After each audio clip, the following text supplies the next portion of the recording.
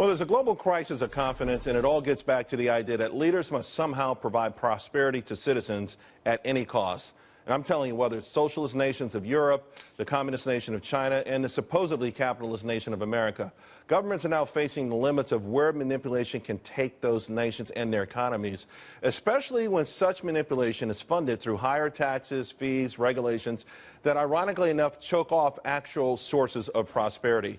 It's the idea that somehow people won't tolerate hard landings, so the levers have to be pulled, money's got to be printed, policies have to be enacted. We've got to soften the blow. The problem, though, is that they're always just temporary solutions.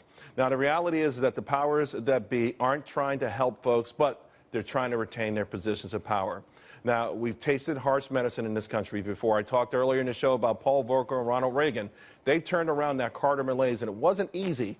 So this market right now is oversold, but I still think, and listen, there's no clue about the banks, but I still think this is all about confidence, with the Federal Reserve in particular. Now, there are a lot of stocks that are so oversold you can start to nibble at them if you have the temperament to do that. But one thing you don't want to do, if you just want to stand pat, make sure you don't sell good companies just because the market is getting hammered. That is an ultimate mistake. Don't want you guys to make it.